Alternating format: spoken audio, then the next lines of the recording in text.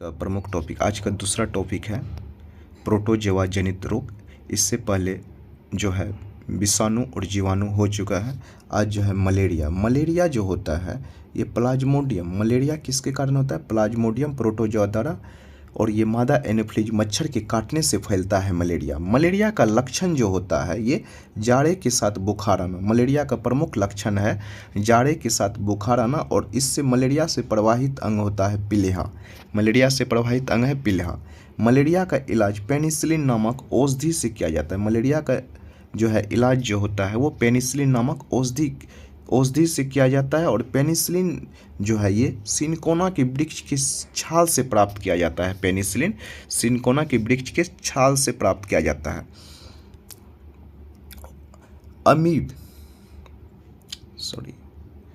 ये क्या है? अमीबियसिस जो होता है, अमीबिया पेचिस, ये जो है अमीबिया पेचिस होता है।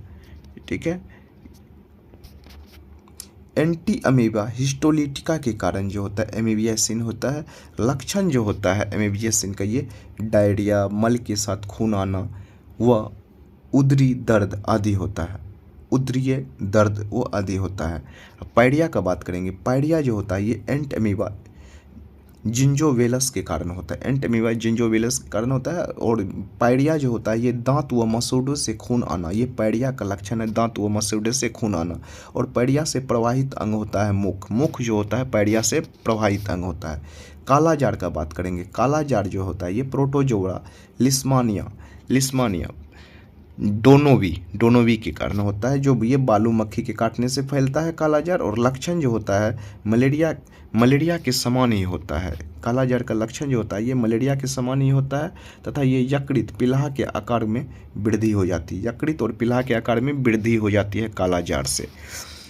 अफ्रीका की निंद्रा रोग का बात करेंगे तो अफ्रीका की निंद्रा रोग जो होता है ये टिपेनोसोमा गैम्बियस से उत्पन्न होता है। टिपेनोसोमा गैम्बियस से उत्पन्न होता है। यह सीसी मक्खी के काटने से होता है अफ्रीका निंद्रा रोग। इसका लक्षण जो होता है ये रोगी को निष्क्रिय व अचेती बनाता है। अफ्रीका निंद्रा रोग जो है ये लक्षण जो होता है इसका ये रोगी को निष्क्रिय व अचेती बनाता है। और अब बात करेंगे कवक या फंगस का। कवक या फंगस का बात करेंगे तो कवक और फंगस क्या होता है? ये गंजापन जो होता है टीनिया केपेटिस के कारण केपिटस के कारण होता है। और दमा का बात करेंगे तो जमा जो होता है ये एस्परजिलस फ्यूमिगेटस के कारण होता है। दमा जो होता है एस्परजिलस फ्यूमिगेटस के कारण होता है। और दाद व खाज का बात करेंगे। दाद व खाज खुजली जो होता है ये एस्केडिस एस्केबीज के कारण होता है। एस्केडिस एस्केबीज के कारण होता है। एथलीट फुट का बात करेंगे तो ये बुबचेरिया ब्रिंकोफाइटा के कारण होता है।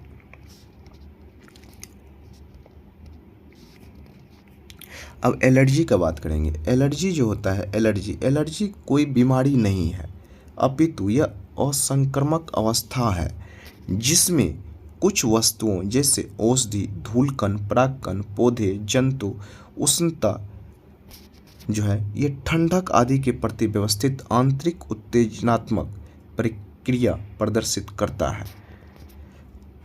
और एलर्जी जो होता है ये बुखार, हैवी बुखार होता है, ये अस्थमा, एक्जिमा एलर्जी से है। और जब एलर्जी पदार्थ जो होता है ये प्रोटीन होता है, एलर्जी पदार्थ प्रोटीन होता है, तब ये एंटीजन कहलाते हैं।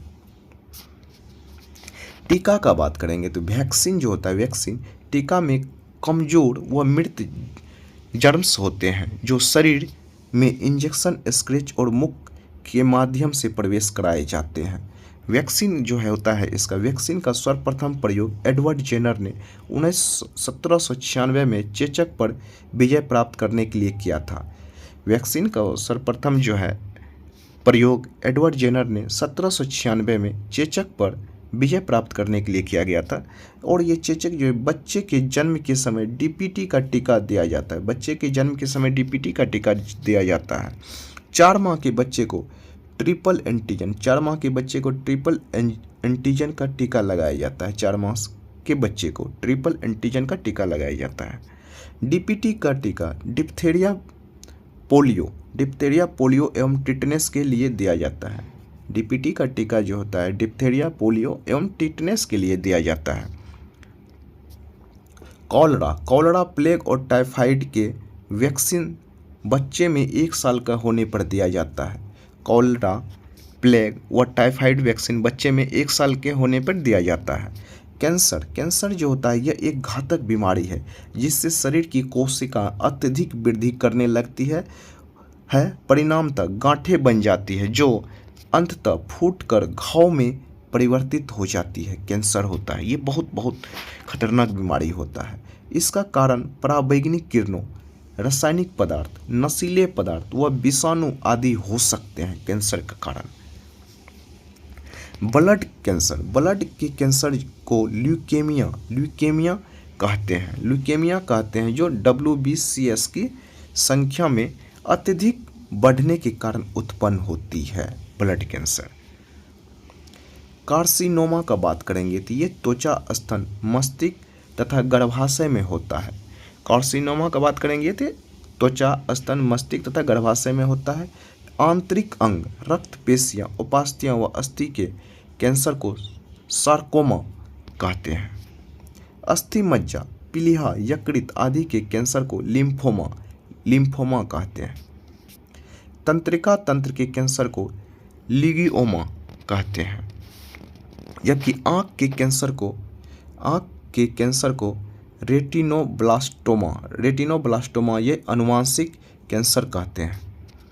मस्तिष्क के कैंसर को मस्तिष्क ट्यूमर, ब्रेन ट्यूमर कहते हैं। मस्तिष्क के कैंसर को ब्रेन ट्यूमर कहते हैं। रोटेंट अल्सर जो होता है ये एक प्रकार का त्वचा कैंसर है जो चेहरे को प्रभावित करता है। रोटेंट अल्सर।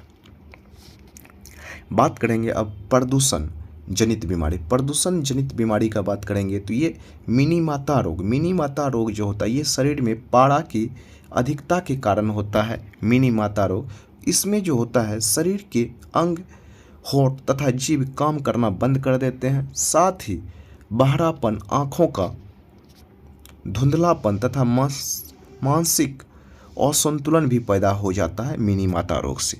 और इटाई का बात करेंगे। इटाई रोग जो होता है ये कैडमियम के प्रदूषण से होता है। इटाई रोग कैडमियम के प्रदूषण से होता है। इसमें अस्थि एवं जोड़ों के दर्द के अलावा लीवर व फेफड़े का कैंसर भी हो जाता है इटाई से। ब्लू बेबी सिंड्रोम का बात करेंगे तो ब्लू बेबी सिंड्रोम जो है ये नाइट्रेट की अधिकता से होता है। ब्लू बेबी सिंड्रोम जो होते हैं नाइट्रेट की अधिकता से होती है। नाइट्रेट को अधिकता होने पर हीमोग्लोबिन में से नाइट्रेट की अधिकता जब होगा तो हीमोग्लोबिन से प्रतिक्रिया करके अक्रिय मिथोग्लोबिन बनाता है जो शरीर में ऑक्सीजन संरचना को अवरुद्ध करता है। फलतः नवजात शिशु जो है नीला पड़ जाता है ये ब्लू बेबी सिंड्रोम के कारण। ब्लैक फुट का बात करेंगे तो ब्लैक फुट जो होता है ये आर्सेनिक के लगातार संपर्क से यह बीमारी होती है। इसमें त्वचा तथा फेफड़े का कैंसर भी हो जाता है ब्लैक फुट से।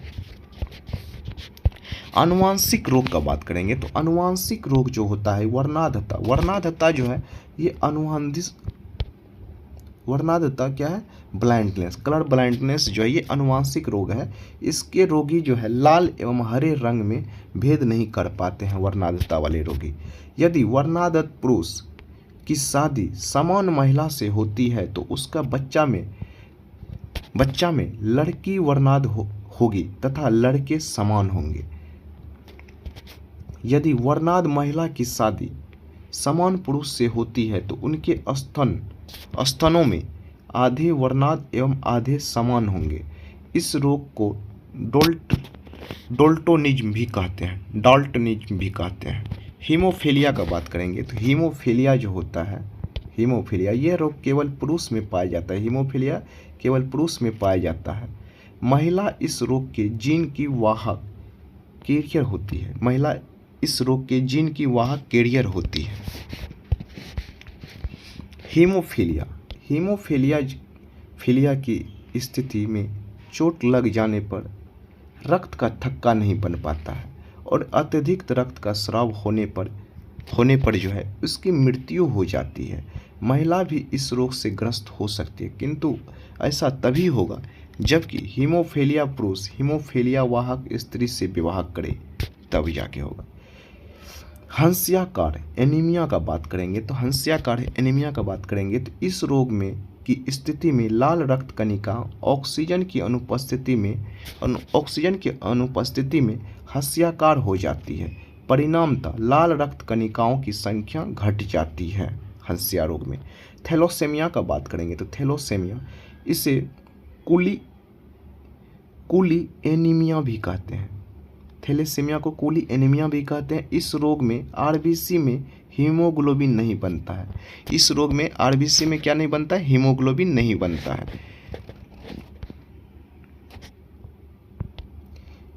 फेनिलकीटोनुरिया की बात करेंगे तो इसमें जो है इस रोग के शरीर में अमीनो अम्ल के निर्माण नहीं हो पाता है, जिससे शरीर में विष एकत्र हो जाता है और मस्तिष्क एवं शरीर की समूच विकास अवरुद्ध हो जाता है।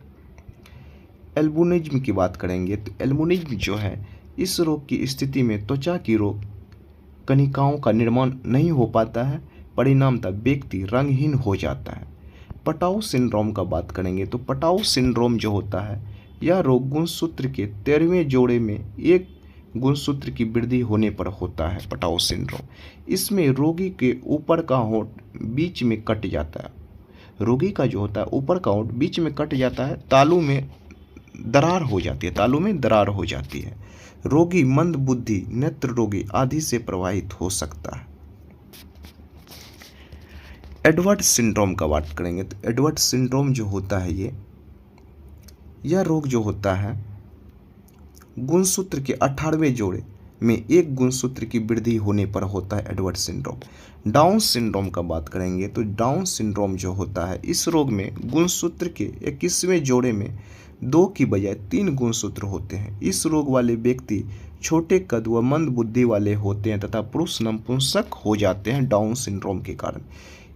इसे मंगोलिज्म रोग भी कहते हैं डाउन सिंड्रोम को।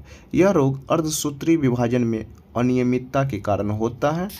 इस रोग में वयस्क मंद बुद्धि, आंखें टेढ़ी, जीभ मोटी और अनियमित शरीर संरचनाएं होती हैं डाउन सिंड्रोम में।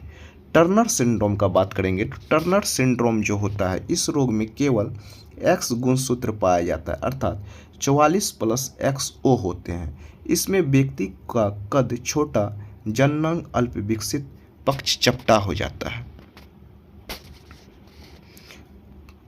क्लाइनफेल्टर सिंड्रोम का बात करेंगे तो क्लाइनफेल्टर सिंड्रोम जो होता है इसमें लिंग गुणसूत्र 2 के बजाय 3 हो जाती है और प्रायः XXY होते हैं, अर्थात 44+XYY होते हैं।